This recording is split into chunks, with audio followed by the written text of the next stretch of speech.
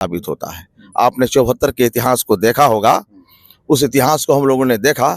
74 का इतिहास 77 में जब परिवर्तित होता है तो इंदिरा गांधी जैसा सशक्त प्रधानमंत्री रायबरेली कंस्टिट्यूंसी से चुनाव हारती हैं और एक गाना चलता है, झुमका गिरा रे बरेली के बजाय। किशोर ने जो बिहार में अराजकता की स्थिति उत्पन्न हुई बीपीएससी के एग्जामिनेशन में, उस एग्जामिनेशन की लड़ाई लड़ी गई गांधी मैदान में। गांधी मैदान में 14 दिन का उपवास प्रशांत जी ने रखा। मैं तो शुरू दिन से ही कह रहा हूं कि बीपीएससी के तमाम सीटों को बेचा जा रहा है, बेचा गया है। डंके के चोट पर कहने के लिए तैयार हूं।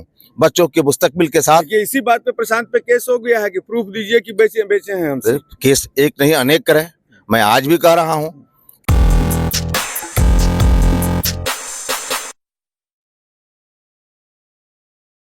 आप हैं निष्कर्ष भारत के साथ और मैं हूं मनोज चतुर्वेदी। देखिए, कल जनसुराज ने कर्पूरी ठाकुर की, भारत रत्न कर्पूरी ठाकुर की 101वीं जयंती पटना के मिलर हाई स्कूल में मनाई और कार्यक्रम जो है वहां से, कार्यक्रम से संदेश जो है प्रशांत किशोर ने दिया बिहार के लोगों को कि उस दिन को याद रखिएगा जो ठंड भरी रात में आपके बच्चों पर लाठियां बरसाई गई थी, तो लाठियों का जवाब वोट से देना है। और हमारे साथ इसी पर हम बात करेंगे। हमारे साथ अशफाक साहब हैं, एमएलसी हैं जनसुराज के। अशफाक साहब, लाठियों का जवाब वोट से, लेकिन जनता सुनेगी बिहार की? देखिए, लाठियों के जवाब वोट से देना है, वोट के चोट से देना है। इसलिए देना है कि बिहार के बच्चों के लिए, बिहार के प्रतिष्ठा के लिए प्रशांत किशोर ने जो बिहार में अराजकता की स्थिति उत्पन्न हुई बीपीएससी के एग्जामिनेशन में, उस एग्जामिनेशन की लड़ाई लड़ी गई गांधी मैदान में। गांधी मैदान में 14 दिन का उपवास प्रशांत जी ने रखा और उस उपवास के उपरांत पुलिस प्रशासन ने उन्हें उठाकर पूरा पटना घुमाया। कोर्ट ने उन्हें बिला शर्त रिहा किया।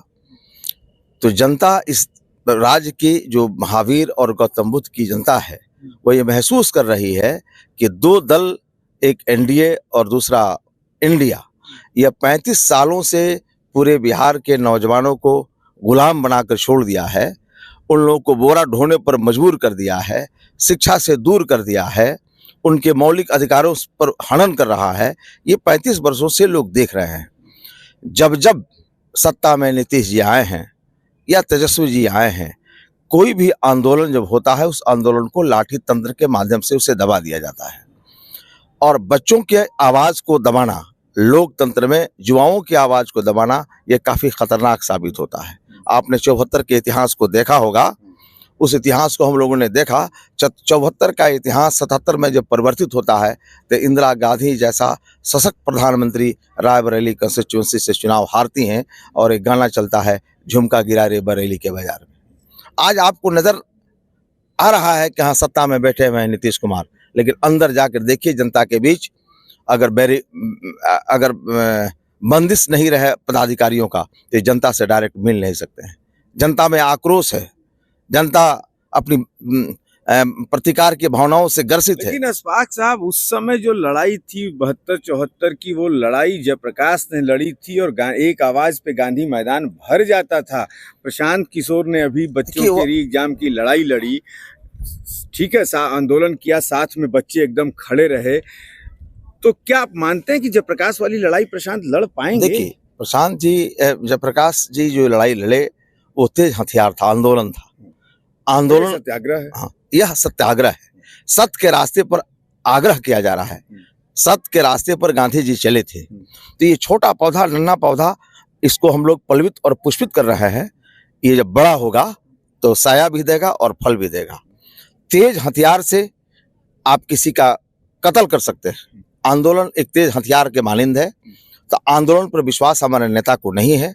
गांधी के दर्शन, गांधी की नीति और सिद्धांत पर विश्वास है और गांधी के नीति और सिद्धांत पर चलकर बिहार की व्यवस्था को बदलने की बात सोच रहे हैं। मुझे लगता है कि लोग इस बात को समझेगा, आज नहीं कल इस बात को समझने पर मजबूर होगा कि हमारा बच्चा इस कड़ाके के ठंड में बोरा ढो रहा है, मैं बिहार में हूँ, हमारा बच्चा पढ़ने के लिए कोटा में जा रहा है, हमारे बच्चों को रोजगार नहीं मिल रहा है, बच्चा बिल्कुल बेरोजगारी से त्रस्त आ चुका है। ऐसी परिस्थितियों का अवलोकन और आकलन जब जनता करेगी तो निश्चित रूप से एक नया बिहार की कामना करेगी। अंतिम सवाल, जिस चीज के लिए प्रशांत किशोर ने सत्याग्रह किया पटना के गांधी मैदान के गांधी मूर्ति के नीचे, रिजल्ट परसों शाम को आ गया जी, और जो दूसरा रिजल्ट जो परीक्षा उन्होंने लिया था उसमें करीब 12,000 जो बच्चे बैठे थे, तो रिजल्ट जो आया है वो करीब रिजल्ट आया है 22%, सिर्फ 12,000 में 22% बच्चे सक्सेस हुए हैं। लेकिन होलसोल रिजल्ट जब देखा जा रहा है तो मात्र 6% पे आ रहा है। और रिजल्ट का कल हमने भी अवलोकन किया तो सीरीज वाइज लड़के पास हैं, 81, 82, 83, 84, 85 ऐसे सीरियल नंबर से पास है। तो आप लोगों के पास एक मजबूत आधार अब मिल गया फिर से 30 जनवरी को पेश करने के। साहब हम कह रहे थे ना कि चीटिंग हुई है, क्या करेंगे अब आपके वकील? देखिए, मेरे वकील नहीं, बच्चों के वकील, बच्चों ने इस रिट याचिका को दायर किया है। जनसुराज उसका समर्थन कर रहा है। बच्चों के मुस्तकबिल और भविष्य का सवाल है। माननीय न्यायालय भी इस पर संज्ञान लेगी। मैं तो शुरू दिन से ही कह रहा हूं कि बीपीएससी के तमाम सीटों को बेचा जा रहा है, बेचा गया है। डंके के चोट पर कहने के लिए तैयार हूं। बच्चों के मुस्तकबिल के साथ इसी बात पे प्रशांत पे केस हो गया है कि प्रूफ दीजिए कि बेचे हैं हमसे। केस एक नहीं अनेक करें। मैं आज भी कह रहा हूं कि अराजकता हुआ है, भ्रष्टाचार हुआ है, अनफेयर मीन्स हुआ है। इससे इनकार बिहार का कोई व्यक्ति नहीं कर सकता है, सिर्फ बीपीएससी के लोग कर सकते हैं।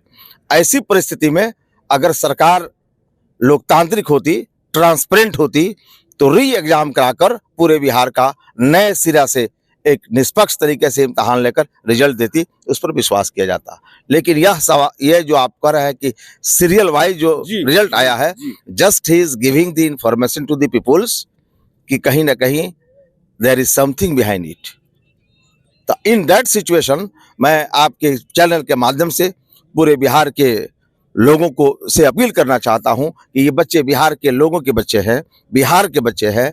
अगर इस तरह से सीटों को अगर बेचा गया, इस तरह से परीक्षाओं को लिया गया तो मेघा का कत्ल होगा, और मेघा का कत्ल होगा तो बिहार में बाहर नहीं आएगा, बिहार बदहाल होगा। जैसे मुफलिस बिहार था, बेबस बिहार है, बोरा ढोने पर वाला बिहार है, वैसा ही बिहार बन जाएगा। इसलिए लोगों को इस पर विचार करना चाहिए।